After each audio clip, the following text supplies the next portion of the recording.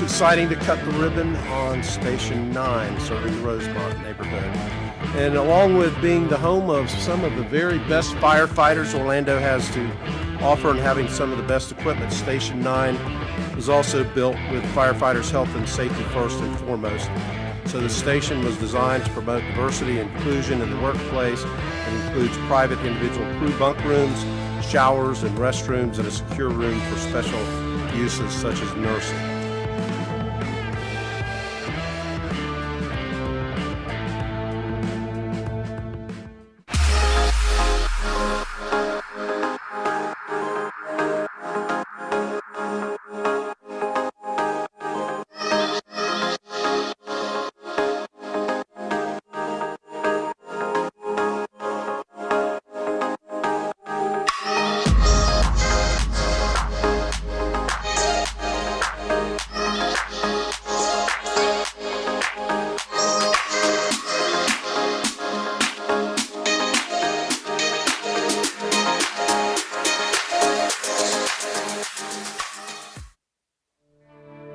Trailing Thoughts from Shingle Creek Trail.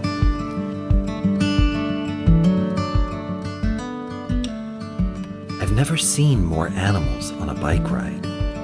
Is that another water bird? They're like mini seaplanes. Imagine having the power of flight only to spend so much of your day underwater. That's got to be really confusing and terrifying to the fish.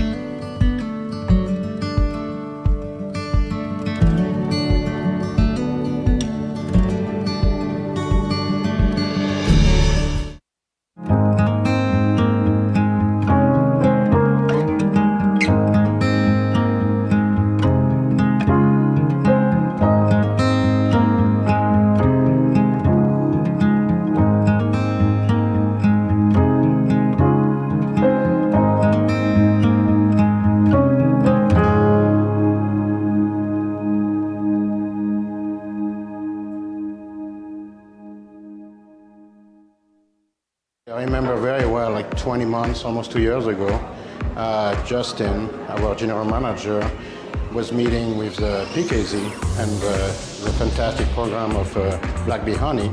We had a tasting in the room over there.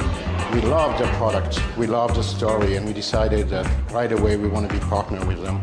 We want to be working with them and take the product to the next level and make it known to the public.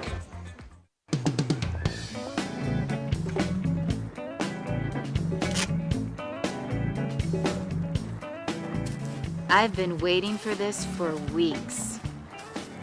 I gotta tell you, I am so ready to do this. I even have the bed ready. What? So when you get home, we can get really dirty. Gotta go. Hey, here you go. With all this compost, we're gonna have the best plants in the neighborhood.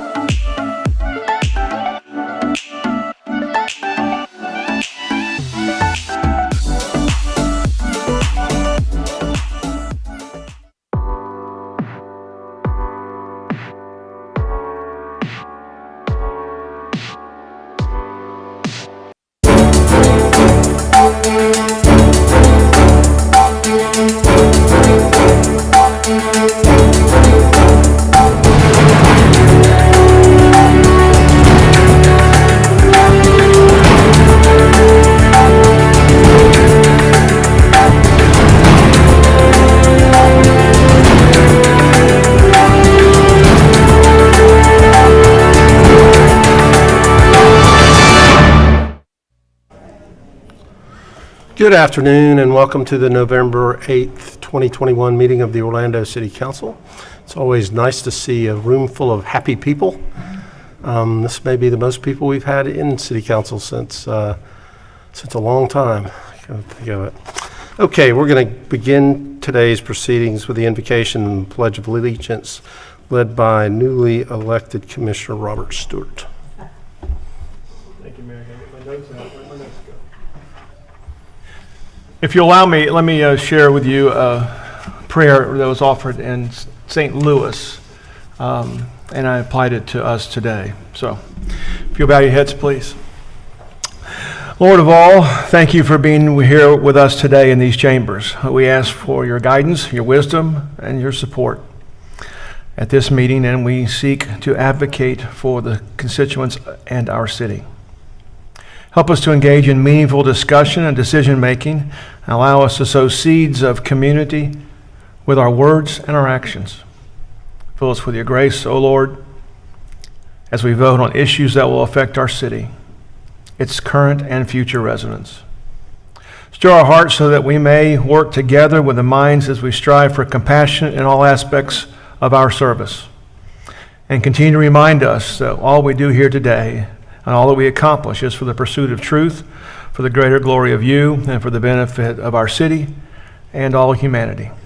We ask these things in your name. Amen. Amen.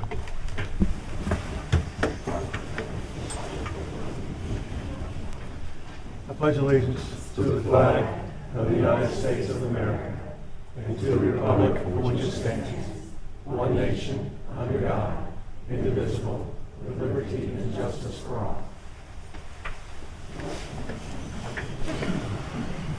Thank you, Commissioner. I'll call the meeting to order. Madam Clerk, would you call the roll and make a determination of quorum, please? Commissioner Gray? Here. Commissioner Ortiz? Here. Commissioner Stewart? Here. Commissioner Sheehan? Here. Commissioner Hill? Here. Commissioner Burns? Here. Mayor Dyer? Here. Mayor, you have a quorum with all members present. Thank you, Madam Clerk. Let's take up the minutes from the agenda review and City Council meetings of October the 25th, 21. Motion by Commissioner Hill.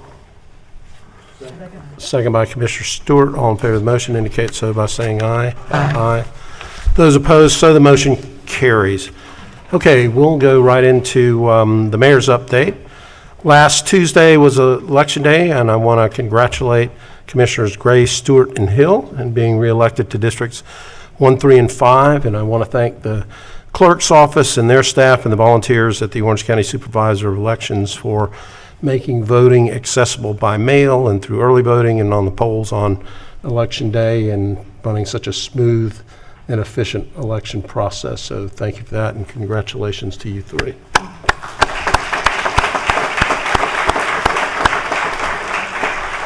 Madam Clerk, have the canvassing board results been added to this agenda? Yes, Mayor. It's Okay, I under have for an old information paper only. copy, so it didn't reflect it there, but it's on the, Yes, it's 18-5. okay, great. Okay, it's also, this is the only meeting we're going to have this month of November, so I want to wish the November birthdays a happy birthday, and that would be Commissioner Gray from last weekend and Commissioner Stewart in the next week or so. Well, actually, right towards the end of the month. So with that, please help me in serenading them with a happy birthday song. Happy birthday to you. Happy birthday to you. Happy birthday, dear commissioners. Happy birthday to you. Wow, we have a lot of talented not-for-profit leaders out there. That usually is pretty bad in here. Veterans Day is coming up, and we'll have an opportunity to honor those who have served our country with Veterans Day Parade coming up this coming Saturday. It begins at 11 a.m., and you can find out everything you need to know at orlando.gov related to the parade and the route and where you can view it. I do have a sad piece of news. Most of the people that are joining us for infrequent visits will not know this gentleman, but David Serdar is a frequent visitor to city council meetings. He comes to general appearance quite often to talk about sustainability issues. He's all about recognizing what cities do on the climate change front. And unfortunately, he passed away recently. He was in a bicycle accident up in Lake County. So our condolences go out to his family and to his friends, and he will be missed here at our city council meetings. And then one item of note that I want to call out on our consent agenda is the recognition of our community CIP program award recipients for 2021 and 2022. We have a number of them here and some watching virtually. I understand there are 38 human service not-for-profit organizations that are receiving CIP grants, and they all are in focus areas of homelessness, family sustainability, domestic violence prevention, support of seniors, and hunger relief. And we are proud of everything that you guys do, and we are very happy that we can assist financially in the things that we can't take on necessarily as a city government, but can help those that are out in our community doing just that. So if you guys would all stand up, we would like to thank you.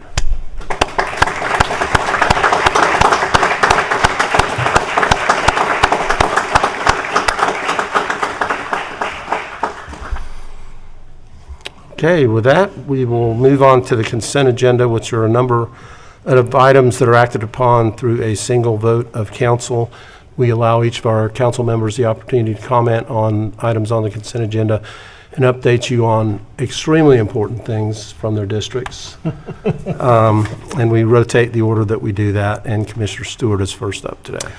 Thank you, Mayor. And let me also say thank you to all of you in the community, part of this community investment.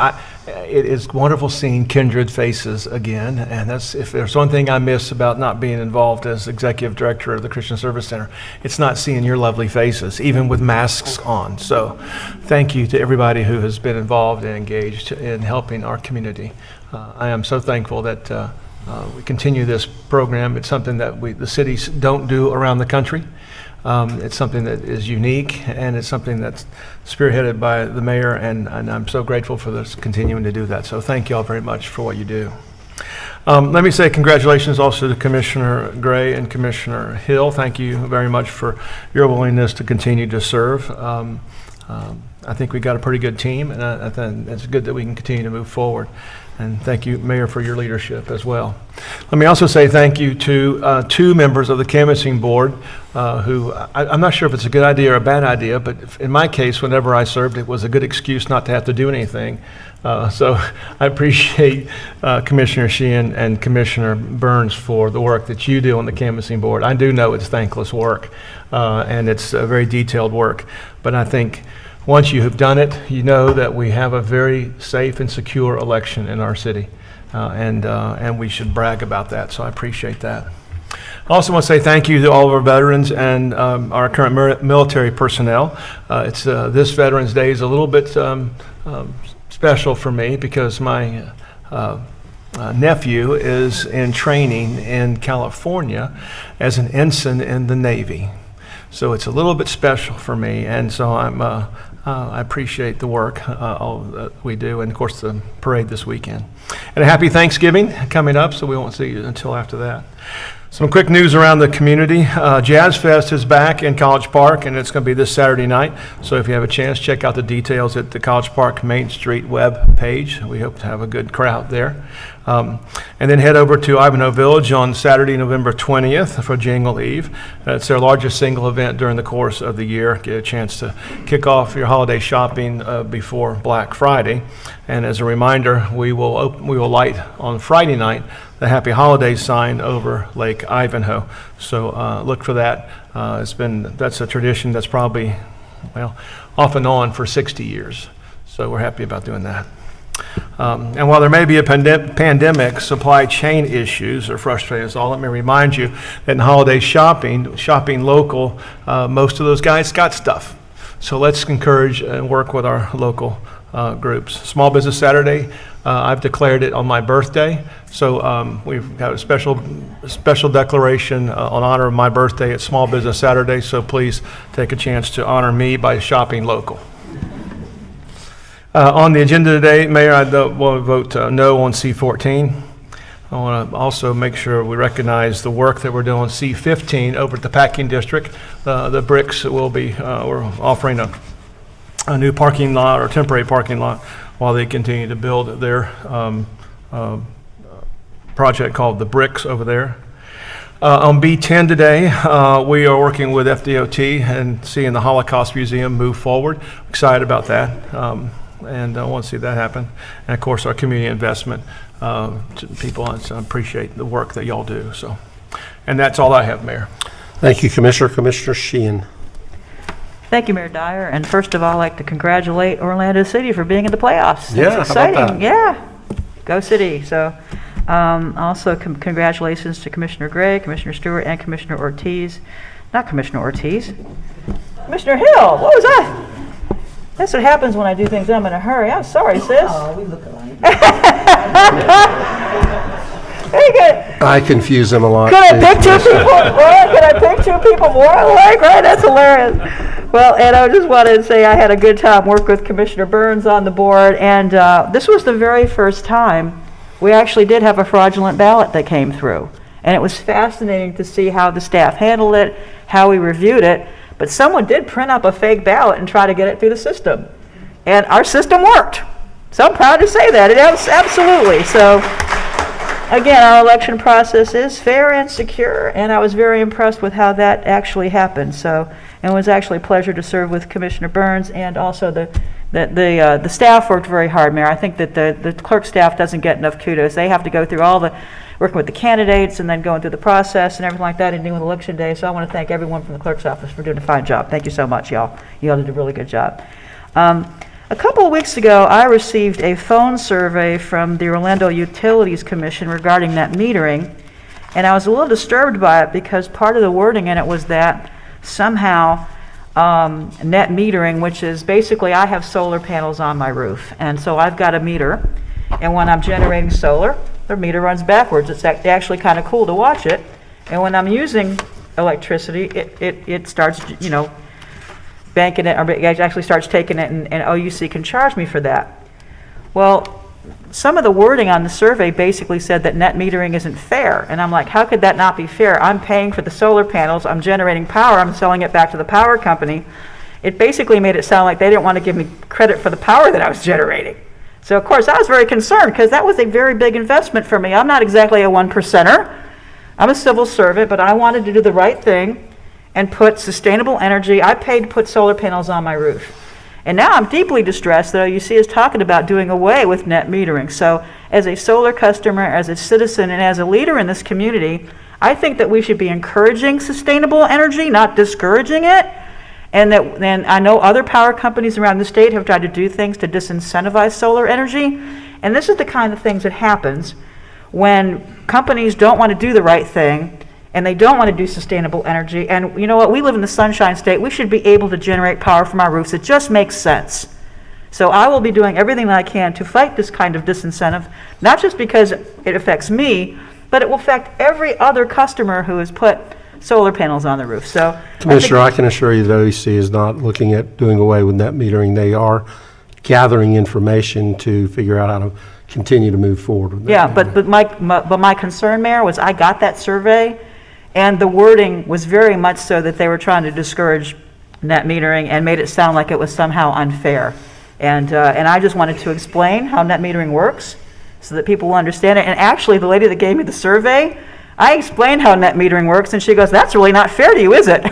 So once I explained it to the survey person, she even understood that doing away with net metering wasn't fair. So I have talked to OUC about this. It's not that I have not tried to reach out to them and discuss this with them, but I just think that if we allow companies to disincentivize clean energy, then we're not going to have clean energy solutions. And I want to make sure in the future that we do have those, because we do have things like climate change that are affecting our power lines. And I said, you know, here's the irony of it. You're saying that you want to keep the power grid going. Climate change is the one thing that's wiping out your power grid every time we have a major hurricane because of climate change. And that's why all of us are doing the right thing and putting solar panels on, even though it's a tremendous expense as a homeowner to put that on. So again, Mayor, I appreciate you making sure, but I, as a policymaker and as a person who is a solar customer now, and I did it through the city's process with Solar United Neighbors that we worked, Chris Castro and his group, we worked with the solar companies to encourage people, and I wanted to do that as a leader. I wanted to set a good example, but at the same time, when I start hearing these things about it being unfair and it's only for rich people and all this stuff, I have to stand up as a leader and say, no, that's not right, and I don't want to see, any kind of sustainable energy disincentivized. I think there's another nefarious purpose here, and I think that, again, fair is fair, and we should honor the commitment that we've made to people who have solar to make sure that they're made whole for their investment. Commissioner, I just want to reassure you again, though, OUC has adopted our commitments on net neutral by 100% by 2050, and they've actually adopted interim goals for 30 and 40 as well, and have taken steps to retire both of the coal units before 2026 or 27, somewhere in that range. But part of what they told me, Mayor, is that the reason it's not quote-unquote fair is because I'm generating during the day, and that's not when, that most solar people are generating during the day, but we're utilizing energy between sundown and the evening, and so that's why somehow it's not fair to the power company. Well, again, it's I very can bizarre just tell you how they're their in the logic was information going. gathering, not the convincing mode, so I don't know how a survey was worded in that regard. I've got it, But so- but they were just trying to gather information, so Right. probably trying to determine whether people agree with that statement or don't agree, to know whether they have some work to do on that public perception of net metering, but I don't know. Well, I have no problem explaining it, because like I say, everyone that I've explained it to understands it, thinks, that that's a good thing, that people who invest in solar should be compensated for their investment, basically for the amount of power that we generate. So that's all that's where I'm at, Mayor. Like I say, I've had many conversations over the last couple of weeks with OUC, and let's just say I haven't been comforted by their responses. And again, I think fair is fair. I think if you go into making an investment with something with the understanding that you're going to be reimbursed, that's how that should go. But that's really all I had. Rest in peace, Mr. Serdar. He was truly a character and champion for sustainable energy. Thank you, Mayor. Okay, Commissioner Hill. Thank you, Mayor, and congratulations to my brothers on the dais, Commissioner Gray and Commissioner Stewart, for a clean race. I really appreciate this council. I'm certain the success that I've had in District 5 was because of your leadership, Mayor Dyer, and the support of this council. So I'm excited to have 4 more years to continue to move District 5 in this city forward. And thank you all for your service, because this work is not done in a silo. It's done by the sweat equity and compassion of many, and you all are sitting in the gallery today. So I look forward to working side by side with you all. So thank you. On October 27th, and for the canvassing board and the clerk's office, thank you for your service and commitment. And congratulations, Commissioner Ortiz, on your big win.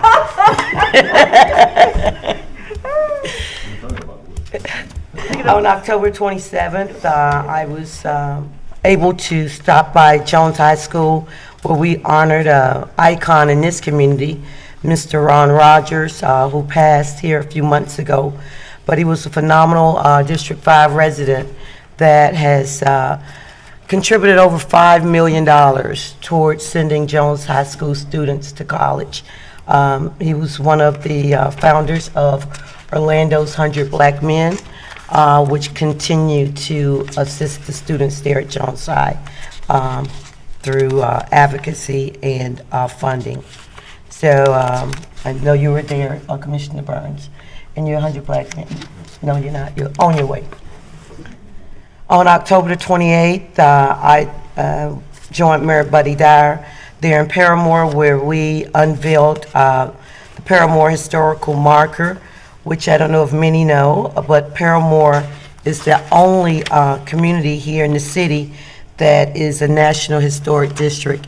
And through the leadership of the CRA and Sherry Gulch and the Economic Development Team, along with Pauline Eaton, has went throughout Paramore and is putting 5 historical landmarkers, and then also some of the city streets will have that on their signage also.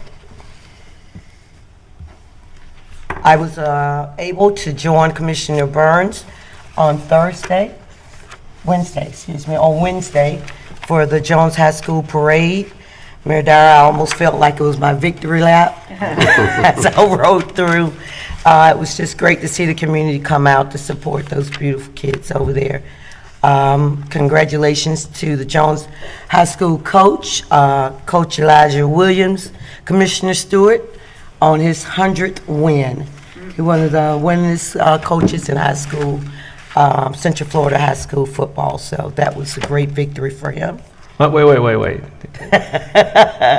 Edgewater is the Orlando City champions. So don't start there. Just teasing. Congratulations to him, because I think it's a Yes, I big, know you congratulated him also. that's a big deal. Yes. I agree. So what's coming up in District 5, on November the 12th, through the great partnership of Valencia College, we'll be opening the second accelerated technical program there in the Mercy Drive corridor. We've seen so much success in the Paramore area and throughout the city with our vocational training program. So Dave, thank you all for all that you do, and we're going to continue to do that good work and making sure that the residents throughout the city have high-wage jobs through the Training Institute. On November 13th, as the mayor stated, I'll be joining the council for the Veterans Day Parade and City District Paramore Cleanup. On November 19th, we'll be having our first inaugural Taste of the West Side concert at the newly renovated Lake Launadune Park. You'll be glad to hear we have Dougie Fresh coming. And so all is welcome. And then on November 20th, through the leadership of our Recreation Department, many of the HBCU's Greek alumni will be there, and we're going to call it The Yard, and it'll be a tailgate from 9 a.m. through 9 p.m. And Commissioner Burns is a Greek, he's Omega, so they'll be there on The Yard. And then through the partnership on November the 27th, through Orlando City Soccer and Publix and Fairwinds Bank, we'll be at Explorer Stadium. We'll be distributing turkeys with the trimmings to over 1,000 families. So I'm excited about that, and with that, Mayor, that's all I have.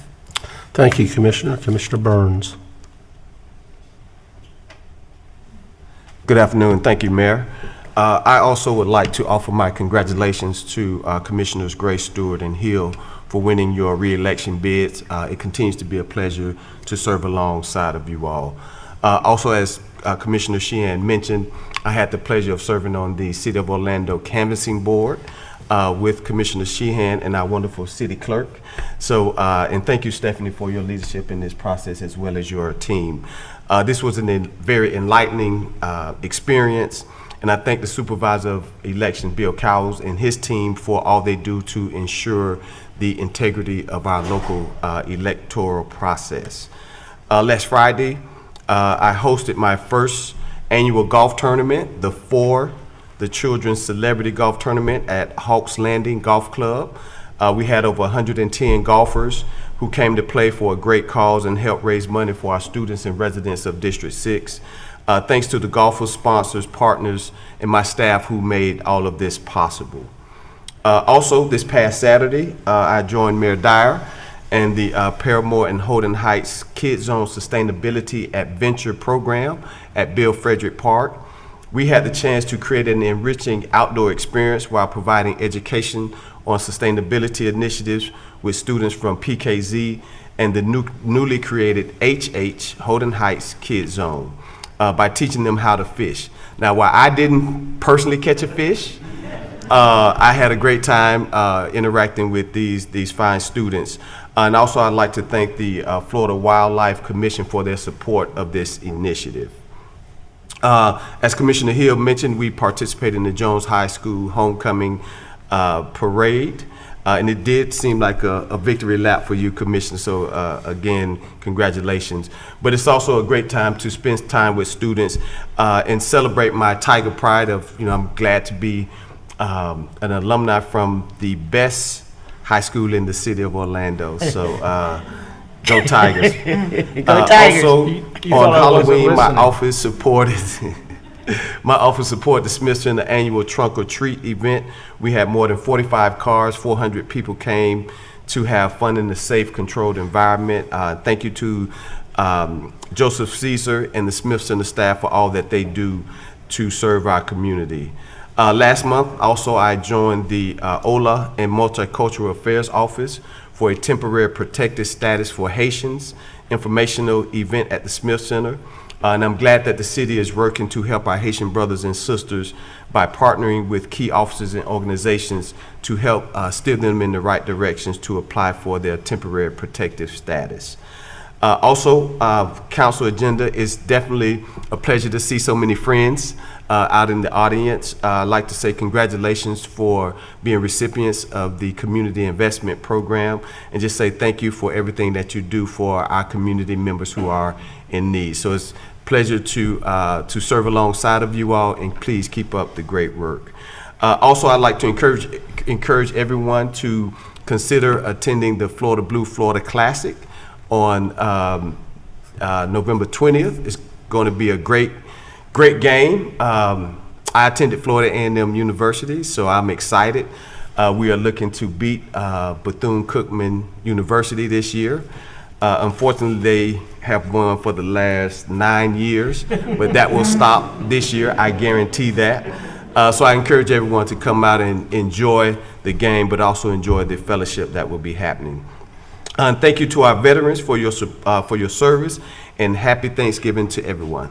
And that completes my remarks, Mayor. Thank you, Commissioner. Commissioner Gray. Thank you, Mayor. I'll continue the Slurp Fest and say congrats to Commissioner Stewart, Commissioner Hill. So well done. Congrats. Glad it's an honor to serve with you.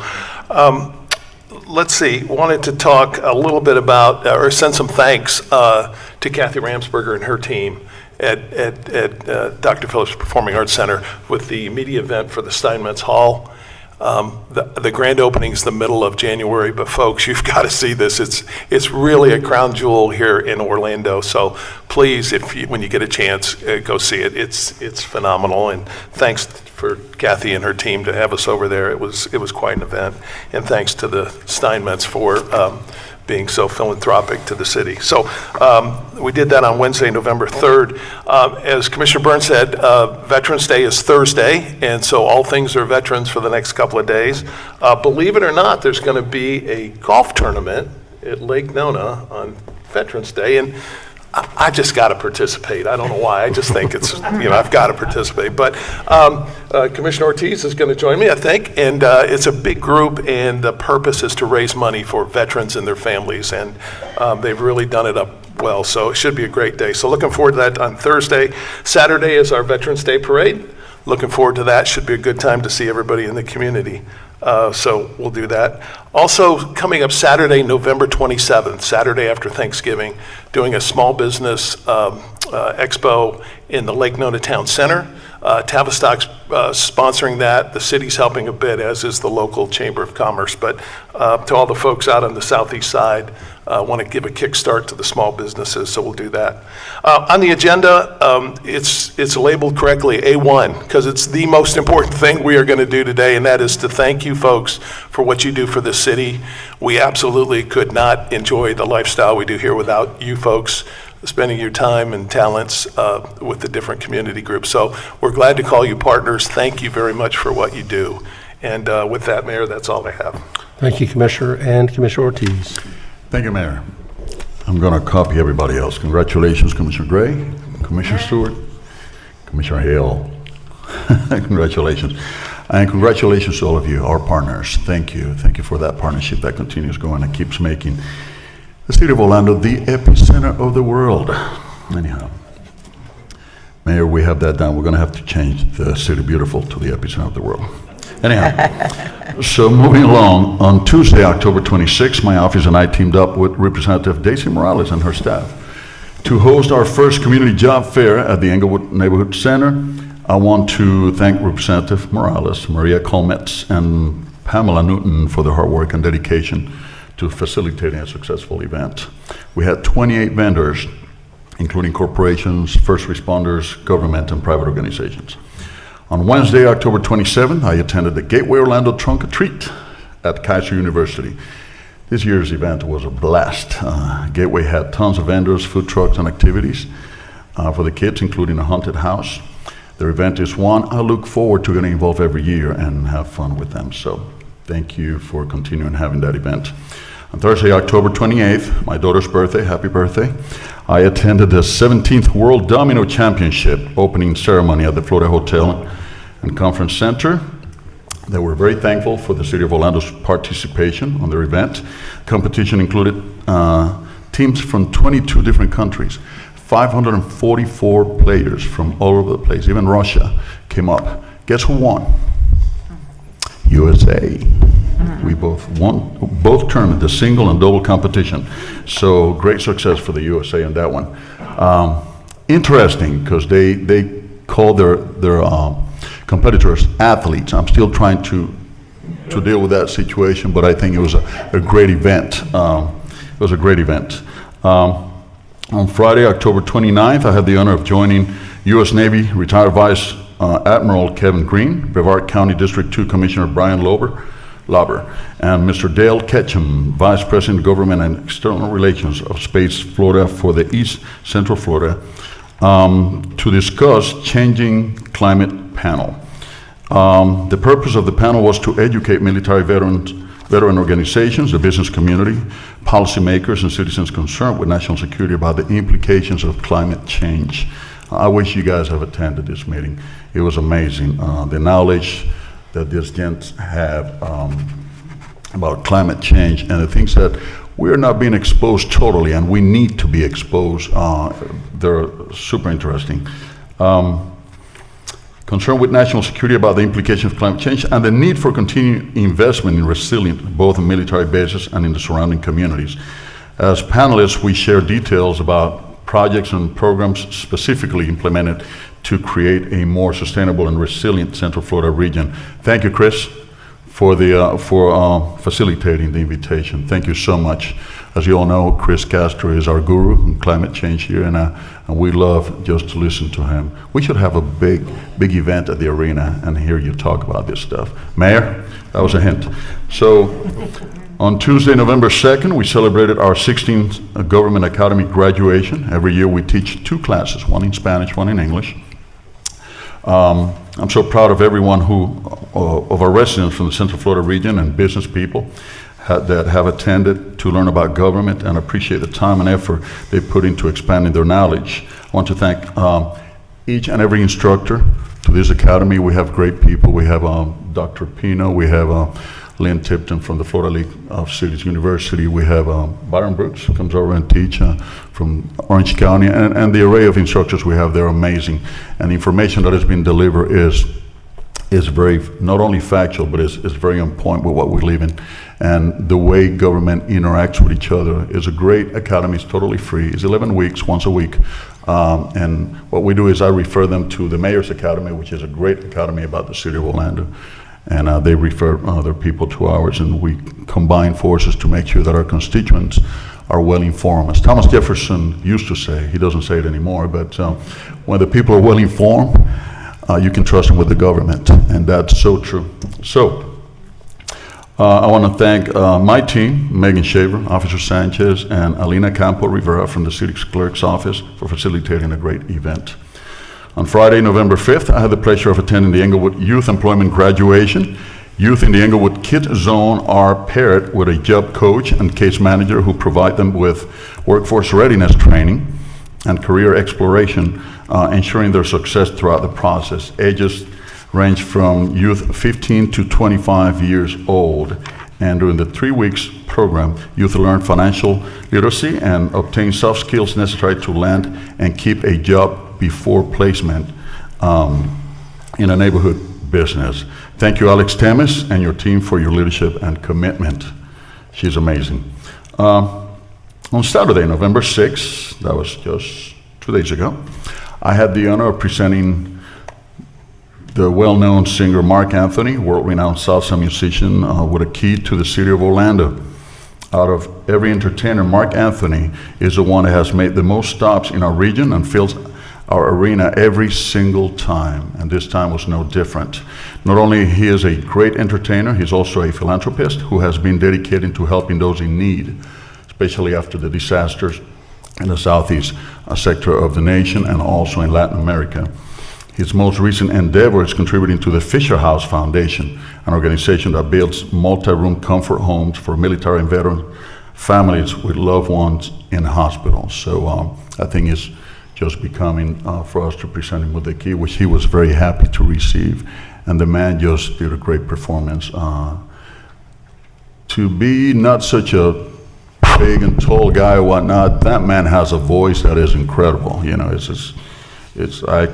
I was not a big fan of his, but I did become a fan of his that night. So anyhow, moving along, voting no on agenda item C14.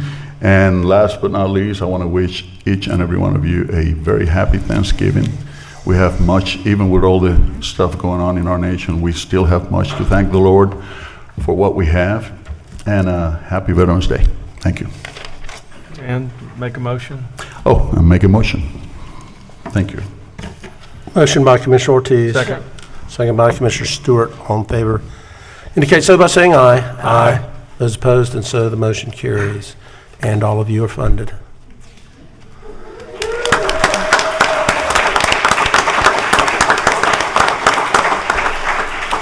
We're going to take a 1-minute recess for those of you who would like to not stay for the remainder of the meeting.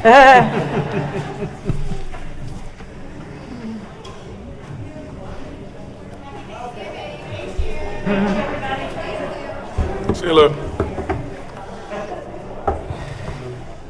Mayor, what happened with the Gators?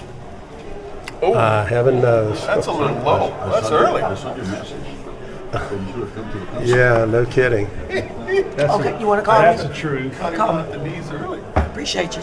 They got rid of the defensive coordinators, so maybe that'll help keep his job. Just keeping tabs of the game just because I know the mayor is watching us. So can wait to see stuff. Y'all gonna be giving the kids shots when they. Oh, so y'all already started? Yeah. Oh, I'm gonna have to. For the 5 to 12? If you want to move her to number 3, so we have Pop all in in there. person. All right. Okay, I'll do that. And she wants to speak on this as well, and she is going to be speaking for her QJ. For what? Oh, Oh, yeah, because your other. Okay. meeting is over. oh, good. Okay, let's convene the CRA meeting. First 2 items are minutes, so let's take the advisory board minutes from September 22nd. Motion by Second. Commissioner Sheehan, second by Commissioner Hill. All in favor indicate so by saying aye. Aye. Those opposed, motion carries. CRA minutes from October 11th. Second. Motion by Commissioner Hill, second by Commissioner Sheehan. All in favor indicate so by saying aye. Aye. Those opposed, motion carries. And number 4, Walter. Good afternoon, Mayor and Commissioners. Next item is approving highway value funding agreement. Is your mic on? Hello. Yeah, okay, it's better. The next item is approving the highways value funding agreement between the Community Redevelopment Agency and Site Plan, Inc. Site Plan, Inc. is a software company that provides multifamily management and resident services designed to help apartment community optimize operations.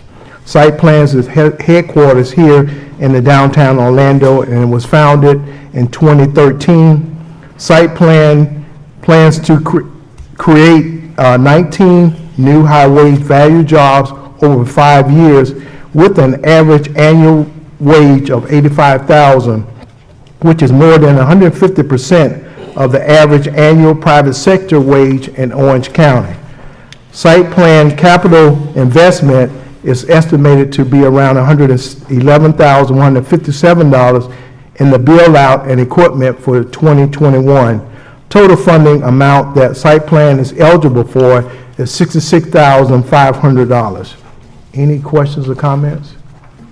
Questions? Is there a motion? Second. Motion by Commissioner Hill, second by Commissioner Sheehan. Discussion? Hearing none, all in favor of the motion indicate so by saying aye. Aye. Those opposed, motion carries.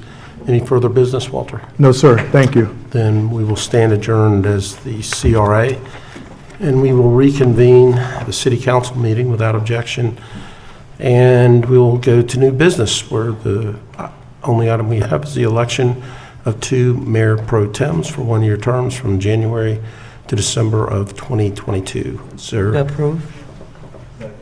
wait a minute, we need somebody Wait, to nominate I'd like somebody. to, Mayor, if I could, I'd like to. Okay, is there a nomination for I'd like pro to- tem 1? I'd like to nominate Commissioner Jim Gray for Mayor Pro Tem 1. Okay, is there a second? Second.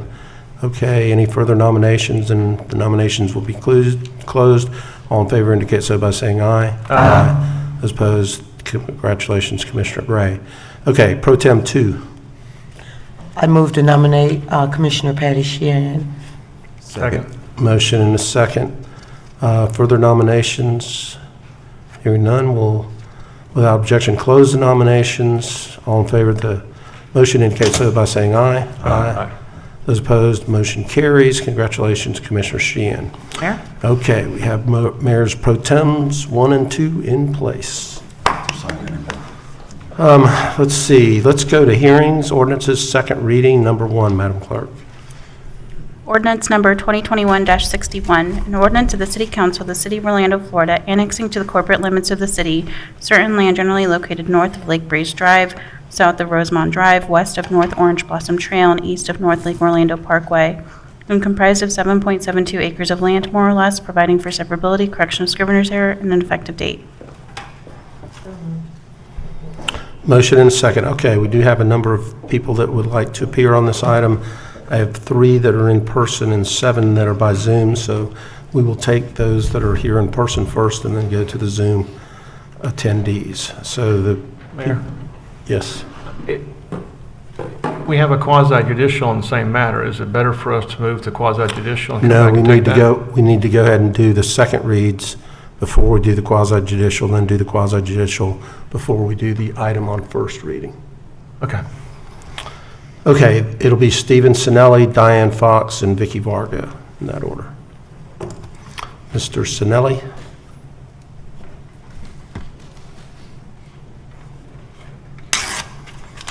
Okay, Diane Fox?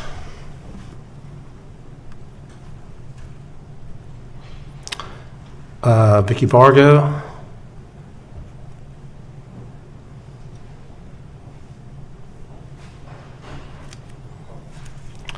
She's coming up.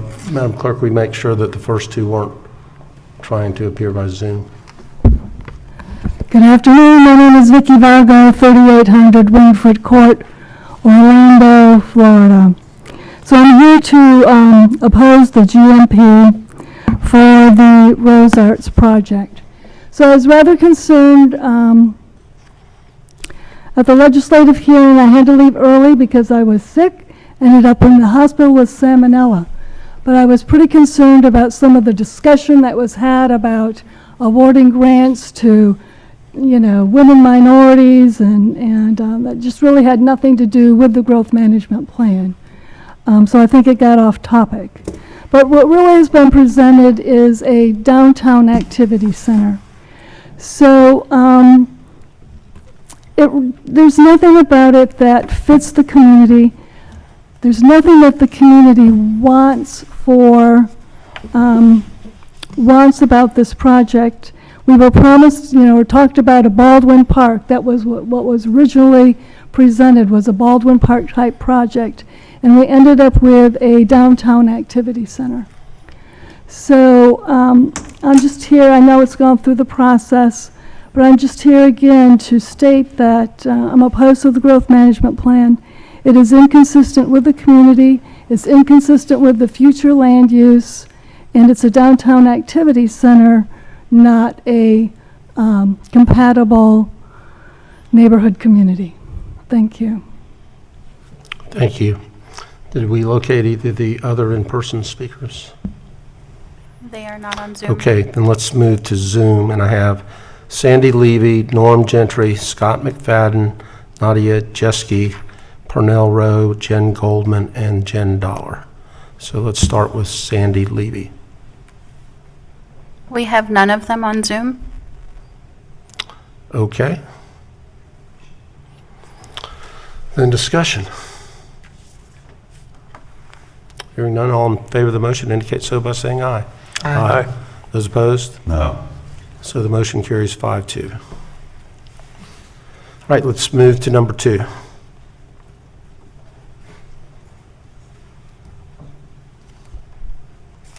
Ordinance number 2021-60, an ordinance of the City Council of the City of Orlando, Florida, amending the city's adopted growth management plan to assign the urban village future land use map designation to approximately 7.72 acres of land addressed as 5189 Rosemont Drive, and to amend the city's adopted growth management plan to change the future land use designation for certain land generally located southwest of North Orange Blossom Trail, west of South John Young Parkway, north of South Lake Orlando Parkway, east of North Lake Orlando Parkway, and south of Lake Orlando, and comprised of 120.28 acres of land, more or less, from public recreational institutional in part and residential medium intensity in part, to urban village, further amending the city's growth management plan to establish a new sub-area policy for the same property, to provide a maximum development program and required land development regulations, providing for amendment of the city's growth management plan maps, providing for severability, correction of scrivener's errors, and an effective date.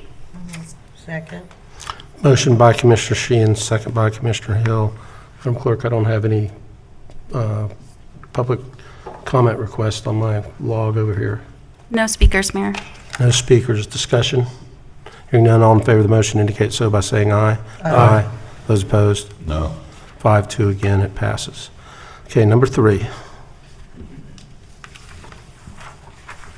Ordinance number 2021-57, an ordinance of the City Council of the City of Orlando, Florida, relating to the city's growth management plan, adopting a property rights element to comply with new statutory requirement, providing for amendment of the city's growth management plan, providing for severability, correction of scrivener's errors, and an effective date. So move. Motion by Commissioner Burns, second by Commissioner Sheehan. Madam Clerk, any public testimony? No, Mayor. Discussion, hearing none, all in favor of the motion indicate so by saying aye. Aye. Those opposed, motion carries. Number 4.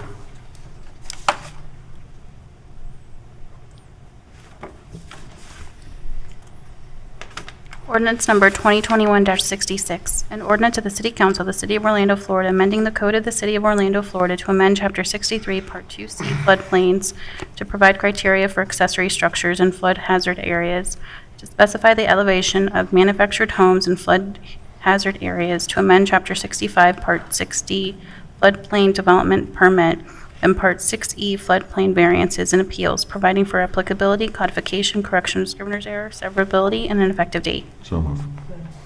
Motion by Commissioner Ortiz, second by Commissioner Sheehan. Madam Clerk, any public testimony? No, Mayor. Discussion, hearing none, all in favor of the motion indicate so by saying aye. Aye. Those opposed, motion carries.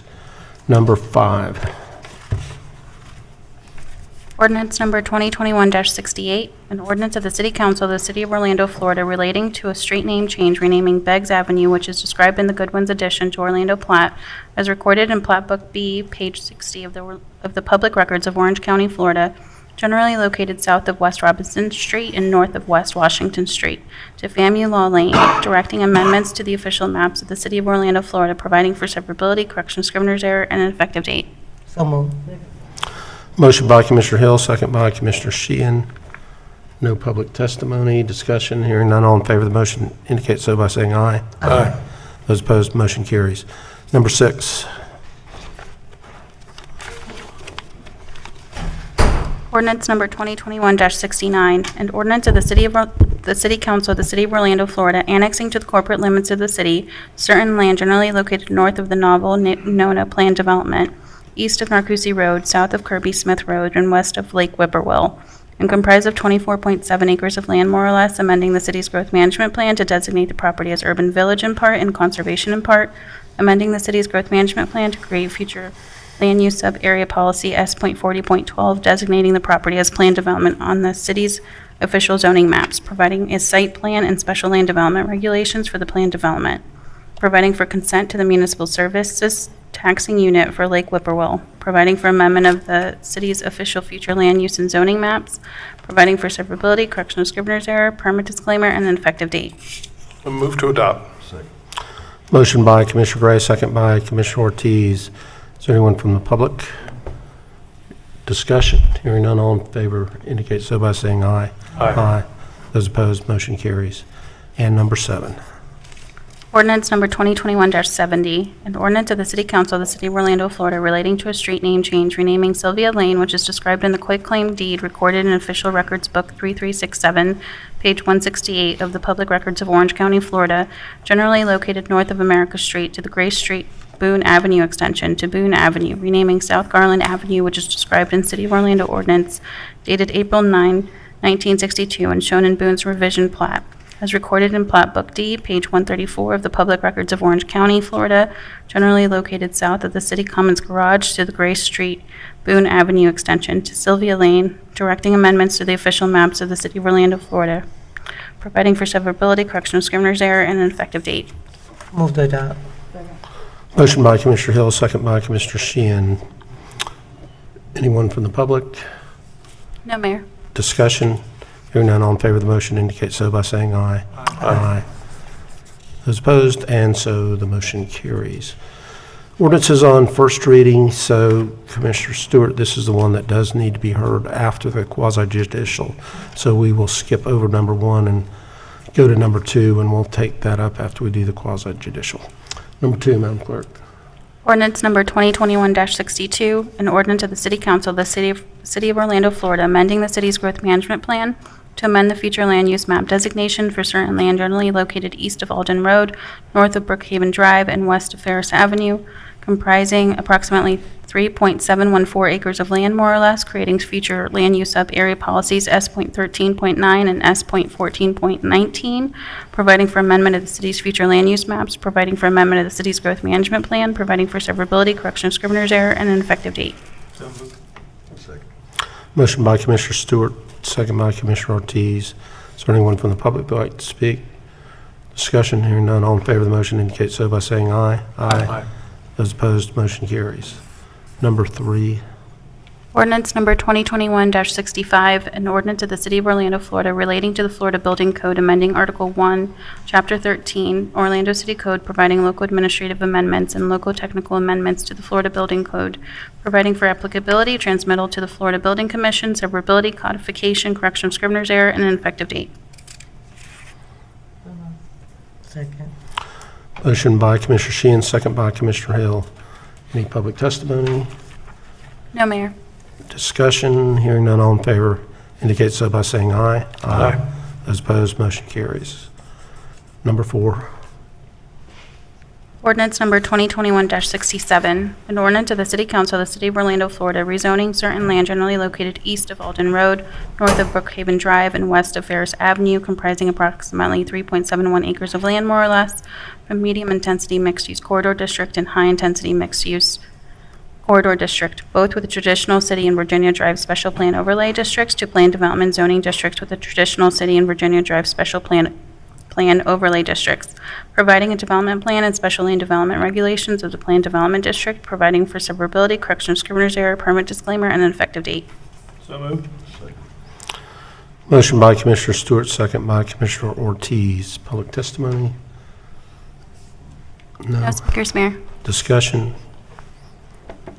All in favor of the motion indicate so by saying aye. Aye. Those opposed, motion carries. Number 5. Ordinance number 2021-71, an ordinance of the City Council of the City of Orlando, Florida, relating to permit requirements within the Downtown Historic District, amending Chapter 62, Part 7, and Chapter 65, Part 7B of the Land Development Code to allow the approval of demolition permits prior to obtaining a building permit, providing legislative findings, and for codification, correction of scrivener's error, severability, and an effective date. So moved. Motion by Commissioner Hill, second by Commissioner Sheehan. Any public testimony? No comments. No discussion. Hearing none. All in favor indicate so by saying aye. Aye. Those opposed, motion carries. Number 6.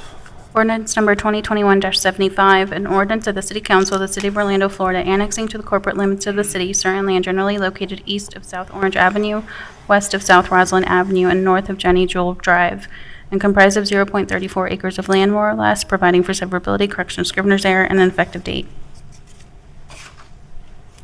Commissioner Sheehan. Oh, I'm sorry, it has the wrong number on here. Yeah, they've been putting the wrong numbers on there. I got to put the wrong number. Sorry about that. So moved. Second. Motion by Commissioner Sheehan, second by Commissioner Hill. Public testimony? No comments, No. Mayor. Discussion? All in favor indicate so by saying aye. Aye. Those opposed, motion carries. Number 7.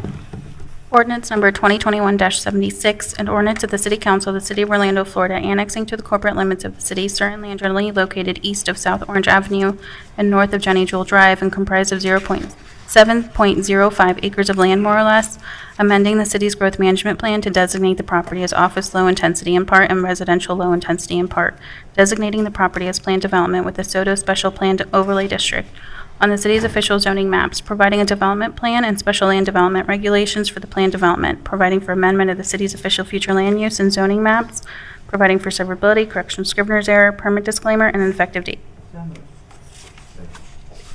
Motion by Commissioner Sheehan, second by Commissioner Burns. Any public testimony? None. No, Mayor. Discussion? None.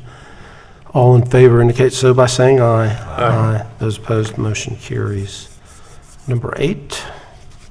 Ordinance number 2021-79, an ordinance of the City Council of the City of Orlando, Florida, relating to bicycle and motorized scooter sharing services, amending Chapter 10, Orlando City Code entitled Bicycles, Scooters, Micromobility Devices, and Bicycle Paths to provide option for additional penalties and fines, to reduce the time by which bicycles and scooters must be relocated, to increase the per-ride fee collected by the city, to provide for the issuance of permits for scooter sharing services after an RFP process, and to expand the Transportation Director's authority to administer the programs for bicycle and scooter sharing services, providing legislative findings and for severability, codification, correction of scrivener's error, and an effective date.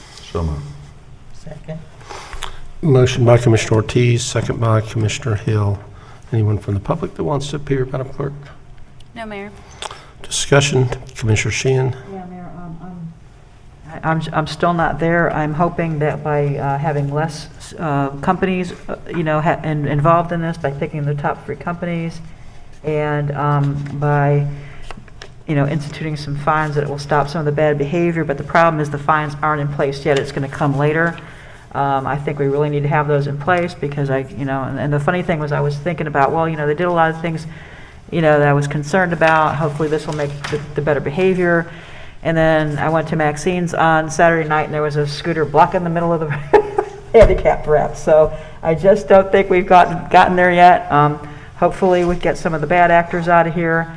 But and I'm hoping in the future that someday I may actually be able to support the micromobility devices, because I think it's a great idea. I just think it's not working it's just not working for people who have to walk and who are in wheelchairs, and they're just not getting moved quickly enough. So I will be voting no today, and hoping that we'll see, with less companies, we'll see better behavior, and that someday I will be able to actually support this. Thank you, Mayor. Further discussion? Hearing none, all in favor of the motion indicate so by saying aye. Aye. Those opposed? No. So it passes 6-1. Okay, let's go on to the quasi-judicial hearings, and we have one related to Rose Art Plan Development, and this agenda item is a recommended order from the hearing officer in case number QJ 21-004. It involves an appeal from the MPB's decision to recommend an approval of a rezoning for the Rose Arts project. The petitioner in the case is Ms. Vicky Varga. The applicant is Andrew McDowell on behalf of Lake Orlando Landowner LLC. Let's begin, Elizabeth, with you and some background information, and then we'll hear from the petitioner and the applicant.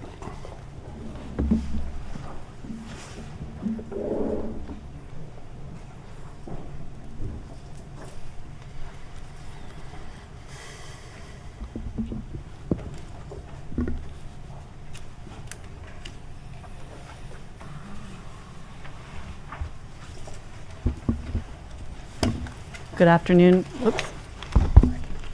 Could I have the mic turned on, please? Good afternoon. It's still staying to be a little louder, Ed. Good afternoon. There you go. Good afternoon, Mayor and City Commissioners. My name is Elizabeth Dang. I'm here from the City Planning Division presenting today on the Rose Arts District quasi-judicial appeal. The Rose Arts project is located west of North Orange Blossom Trail, north of South Lake Orlando Parkway, east of North Lake Orlando Parkway, and south of Rosamond Drive. It's approximately 128 acres.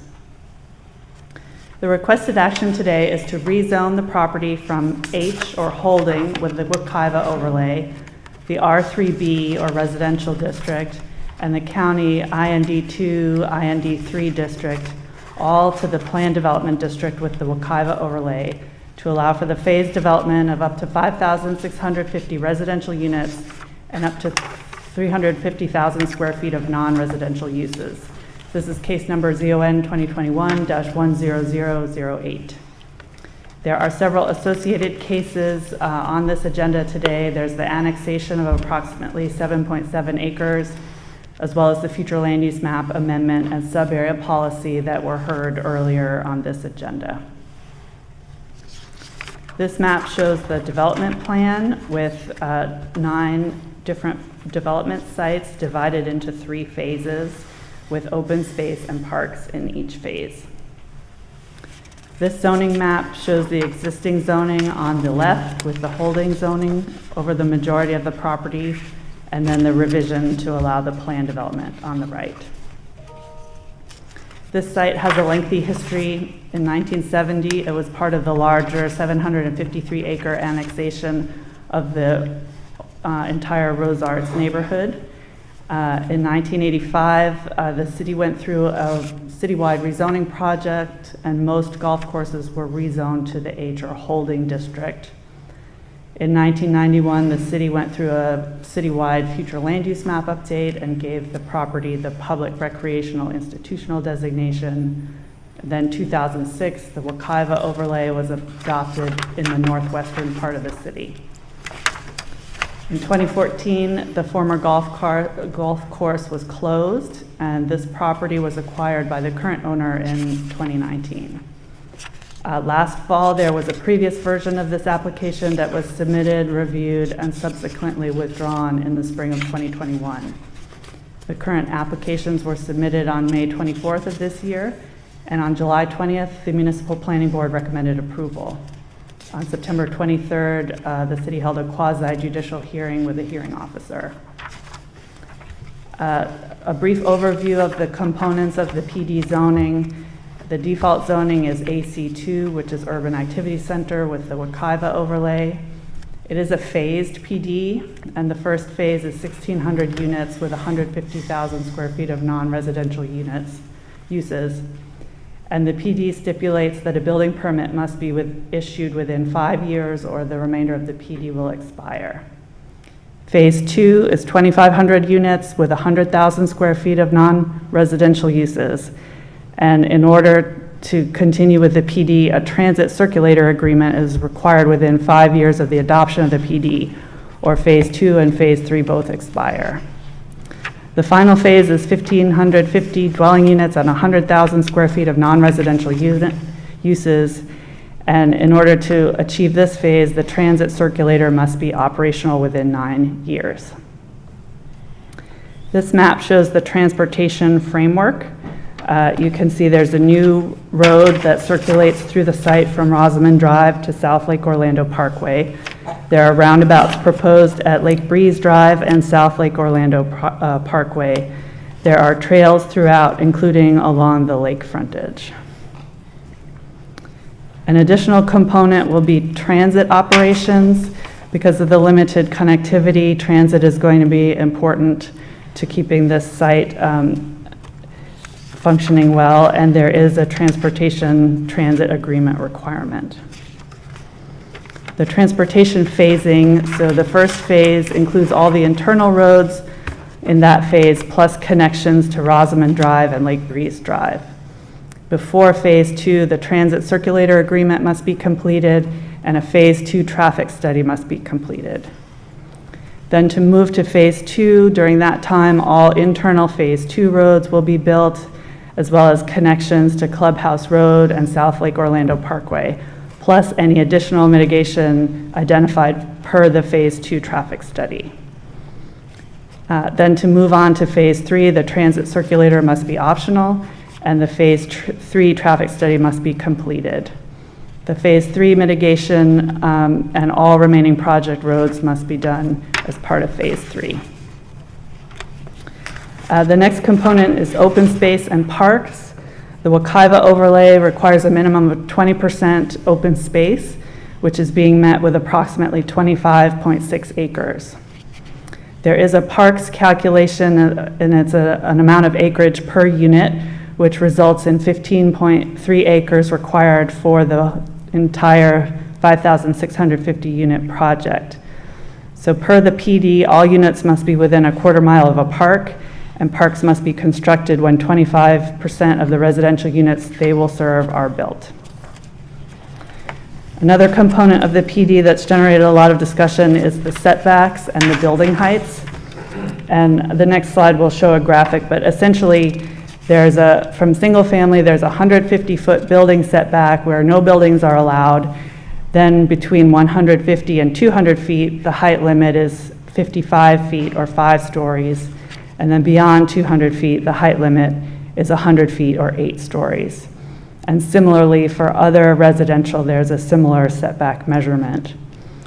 And this graphic identifies how those setbacks are measured. So again, you see the 150 feet where there may be roads or trails or landscaping, and then a step back of 50 feet where the height limit is 55 feet tall, and then transitioning to the taller 100-foot height limit. An additional component of this PD is affordable housing. A minimum of 10% of the housing units must be set aside as affordable. That's defined as an average income for households living in those units must not exceed 60% of the area median income. The income for an individual household can range from 0 to 100% provided that average is met. And finally, each building that includes affordable units will enter into an MOU with the city to address monitoring of affordable units over time. So the purpose of the quasi-judicial appeal is that persons dissatisfied with the board recommendation may be entitled to a new or de novo hearing with an independent hearing officer. And those are to be conducted subject to the Florida Supreme Court ruling in Brevard County versus Snyder. So this hearing was held on September 23rd, 2021, with very lengthy testimony by all parties. The hearing officer provided several important findings summarized here. The first is that only a court with proper jurisdiction can invalidate deed restrictions recorded in the official records. Until a court with proper jurisdiction holds otherwise, the various amendments are recorded in the official records and govern the case. So the city council may proceed in considering the proposal. Item 2 is that the city's interpretation and application of its codes is not unreasonable or clearly erroneous. Based on the evidence submitted and the expert testimony, the competent substantial evidence demonstrates that the rezoning application is consistent with applicable codes, regulations, and laws. The hearing officer recommended approval of the application, and that's consistent with the MPB recommendation as well. So today's action by council is either to adopt the recommended order or adopt the recommended order with changes or direct staff to prepare a revised order. And the staff recommendation is to approve the hearing officer's recommended order. And I'm available if you have any questions. We do have the PD ordinance on today's agenda. Okay, questions for Elizabeth? All right, then we will move on to the parties. Section 2.209 Orlando City Code provides the council will not entertain comments from the public. However, we will entertain comments, testimony from staff in each party up to 10 minutes. Historically, we've given each party 5 minutes, so we'll allow that today, and I'll call on the petitioner first, Ms. Fargo.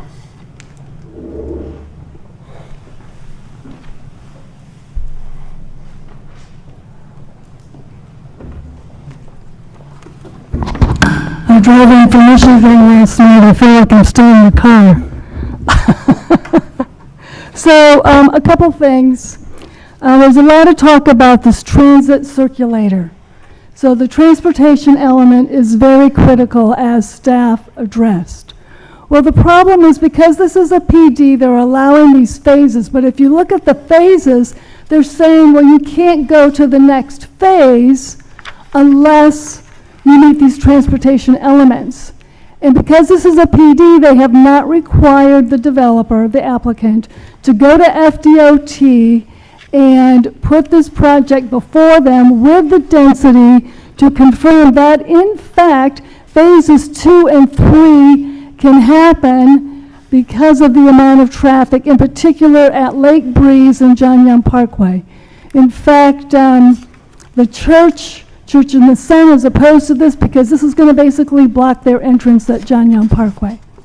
So I'm very concerned that, like I said, I know generally this is done in phases, but because of the configuration of the property, and that seems to be one of their rationales all the time, we really need something more definitive on the transportation element now, not later, because otherwise what we're going to end up with is phase 1, all that density on phase 1 behind the highest priced residential in Rosemont, and then the other phases, which are supposed to complete the vision, aren't going to be able to happen because, as Ms. Dangso noted, they have to do all these other transportation things in order for them to happen, and we're pretty concerned, very concerned, given 40,000 cars a day, that couldn't happen. So we think, although it's unusual, that this project should go to FDOT for their consideration and their input before it's approved. Again, the future land use, this isn't anything like the Cypress Creek Golf Course. No public parks. So they're all saying public parks is a very significant deal. So they're saying no public parks. We're going to require them to make all their parks available to the public. But what is the penalty if they don't? There's no mechanism in the city code is if they throw up, you can't fish here, which is very popular in the retention ponds around Rosemont, that there's not going to be a mechanism to enforce this provision of there has to be public access to the lake, to their parks. So there's no penalty. So what is the purpose? So we really don't understand, with all the money coming in from the impact fees, why the city of Orlando is so reluctant not to have zero public parkland on the south side of Lake Orlando. They talk about a quarter mile within the park. Well, that's only for the development. So the people living in the development, most of them are within a quarter mile. But the vast majority of the neighborhood along South Lake Orlando Parkway, where we have zero public parkland, we're not even close to a quarter mile. So, is this supposed to benefit? I thought this was supposed to benefit the entire community, and it doesn't. And this 1/4 mile of, within distance of a parkland doesn't meet the demand or consideration of the existing neighborhood. Again, we've expressed concern about the parking garages for the homeowners. So as to phase B, or A1, which is the first phase they want to build with all this density, and then we have to wonder whether or not phases 2 and 3 are going to be built because of transit. I want you to realize that in Building B, the garages are going to face the homes. The front of this development is going to face a retention pond, and the back of the buildings on industrial buildings on 441. Building B. So how is that compatible, and how is that a desirable element? Why can't Building B be flipped and have the parking garages face the pond and face the back of the warehouses along the industrial section, and have the nice facade of the development face the homes? All right, one last thing. Oh, that's it. As to the restrictive covenants, I hope all of you have an opportunity to read the complaint. But even back in the 1980s, the City of Orlando recognized the restrictive covenants. When Byron Brooks was here, there was emails going back and forth, you know, are they valid, are they valid? And the answer was yes. So we think this is just all about density and tax base, and that the neighborhood's getting thrown under the bus. Thank you. All right, thank you for your testimony. Ms. Wilson.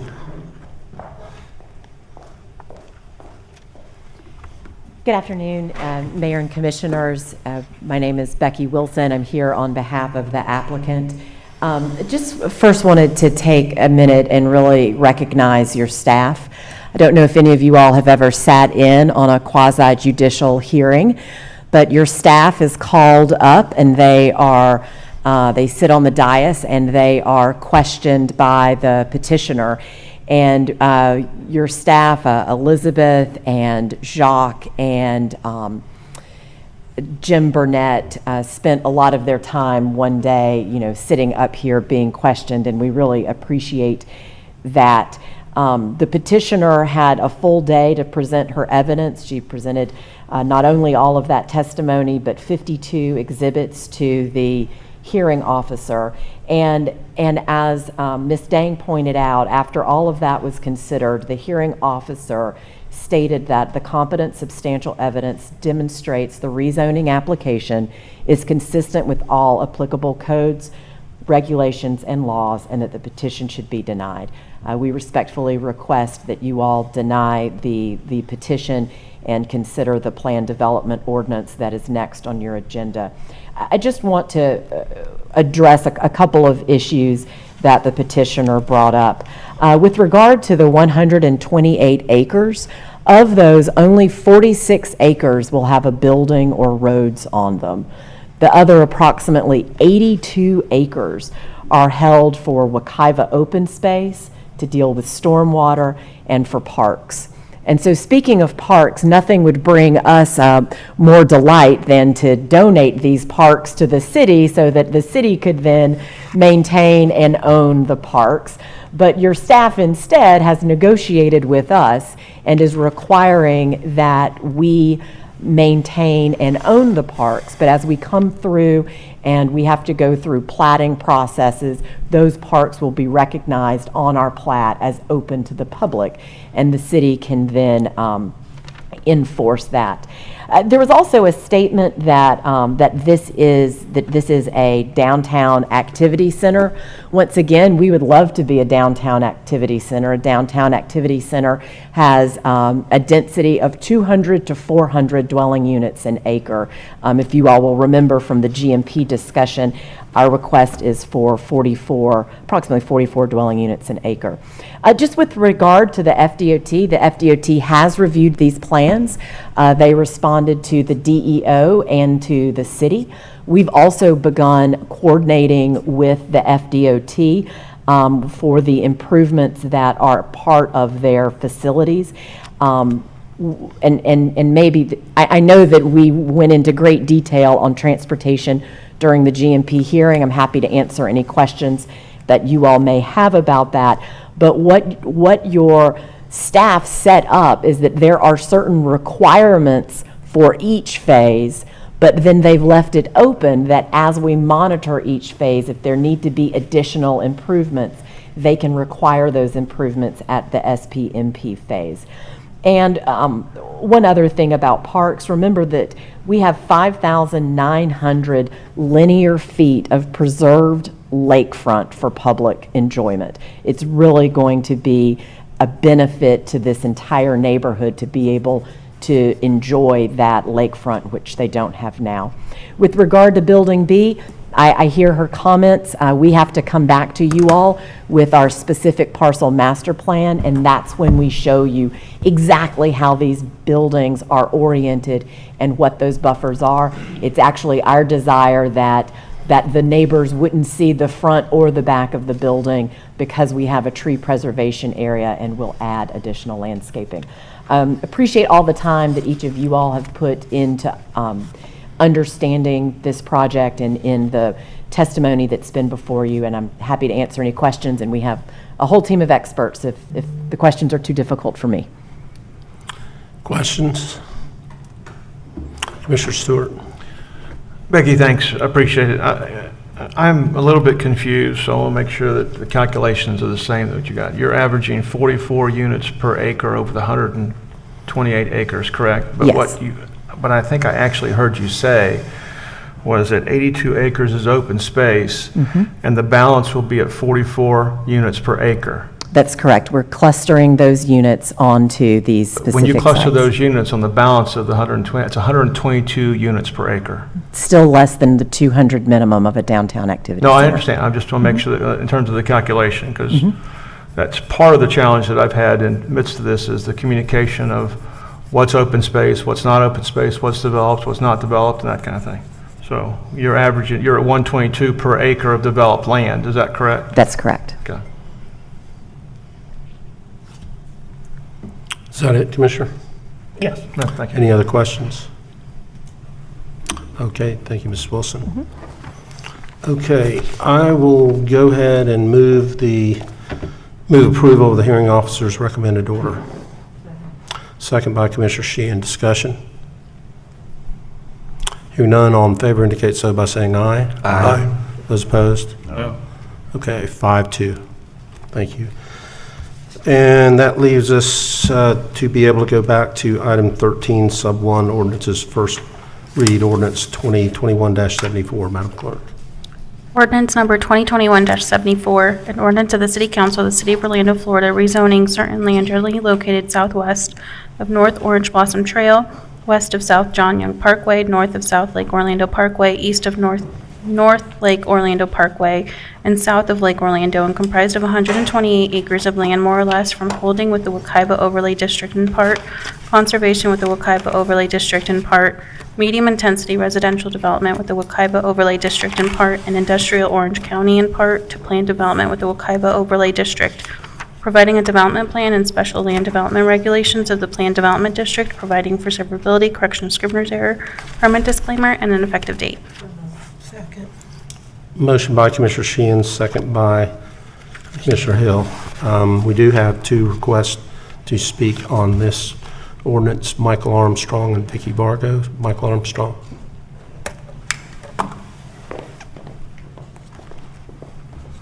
Can you hear me?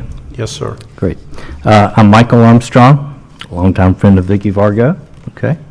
And I want to thank the Chief City Planner, Elizabeth Dane, for showing up here today. I live at 5101 Clarion Oaks. That is described on the city plat map as Rosemont North. I've lived there since November of 1992. I'm here on behalf of any party, any neighbor, any citizen who wants what we all want, which is a voice in the process. So let me take you back 2.5 years ago at a meeting that was actually hosted by the Neighborhood Services Office, jointly City of Orlando and Orange County. I attend those monthly. The title was City Planning. So a number of us asked the city planner there, who will go nameless, what's happening in Rosemont? Sidestepped it. At the end of the meeting, sir, what's happening in Rosemont? I think it's a great place for a cemetery. At any rate, I'll move on past that. So here we are 2.5 years later, okay? So where are we? To any outside observer, it appears that we have pitted neighbor versus neighbor, and the classic battle that you've all witnessed. A vocal group of homeowners versus a developer. And you all, 6 of you, plus 1, are now the arbiters. You get to decide. You don't live in Rosemont. I don't see you clamoring for that development in your backyards or on the nice shores of Lake Ivanhoe. But you get to decide. So, if I want to build an 8 by 10 foot shed, one of the things I learned as a homeowners association president in 6 years, I have to go through a process. I want to modify a fence, when I add a gate to the fence, there's a process. So what is that process for a 128 acre golf course? Well, let's look a little bit farther north. Raleigh, North Carolina, just completed a project called Walnut Creek Park. Check it out. First funded 2003, another round of grants 2014, finally opened in 2019, 16 years later. And more trails are projected for 2022 and beyond. What does it provide? Well, it provides multiple different size business conference rooms. It provides kitchen areas, large wraparound windows, large decks, bicycle trails, nature center, public restrooms, wildlife and waterfowl watching. How did all this happen with this project? Well, likely they followed a process, and that process likely started, I believe you will concur, Ms. Dane, with city planners providing some ideas. May I continue? I'll give you another 30 seconds. Okay.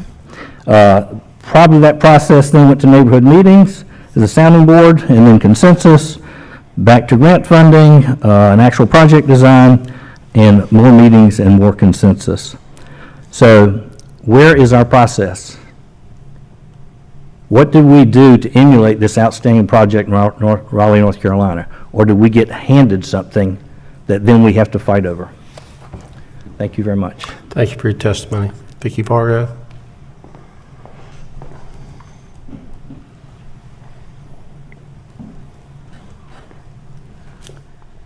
Vicky Vargo, 3800 Wingfoot Court, Orlando 32808. So, as to the plan development, again, this is why I've never liked plan developments, because it doesn't involve the community. So according to the future land use, Rosemont is supposed to be given, it's a special section for the Rosemont, is supposed to be given site plans.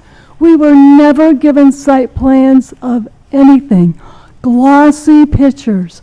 But when we did finally get a glimpse of them, because the first time you denied or they pulled their application and you forced them to come up and show us some site plans, then we got to see exactly how bad it was going to be. So, as to the plan development, I'm going to come back to trees. I think I've mentioned trees to you before. We have on this property hundreds of trees that are old. We have a 600-year-old cypress tree. Even the lawn maintenance guy knows about the 600-year-old cypress tree. Multiple trees that are 460 years old. And they keep talking about, well, we'll save a few on the perimeter. Well, most of those are on private property, the homeowners. But this is totally going to decimate. I mean, we've got Big Tree Park, we've got the big tree downtown, but this is going to just take out our 600-year-old trees, our 460-year-old trees. And can I ask this, can we move some of those trees? Because in the future land use in Baldwin Park, they moved a bunch of trees. So can we require that they move these older trees rather than just bulldoze them? And again, I come back to Building B. So they're going to say, well, we can't do it. It doesn't fit. Well, then why can't they do something different with the building? Why can't they? This would have been so much better if the buildings would have been broken up into smaller buildings. But they've got these huge pads, which just wipes out everything. So I just want to say, you know, can we save any of the trees? Can we flip building B? And the frustration part for the community is that they feel that no one has taken into consideration one single thing that they asked for. Except some people, well, they proposed a coffee shop, but we already have those. But not one single mitigation factor that we asked for. Not one. And so let's at least do something about the trees, and at least do, you know, something, make a statement about building B so that we have the front of the shops facing the neighborhood and the parking garages facing the warehouses on 441. Can you please make some type of statement as to those two things? Thank you for your testimony. All right, discussion? Hearing none, all in favor of the motion indicate so by saying aye. Aye. Those opposed? No. And so the motion carries 5-2. That's all the official business. Ed, can you get us in position for general appearances?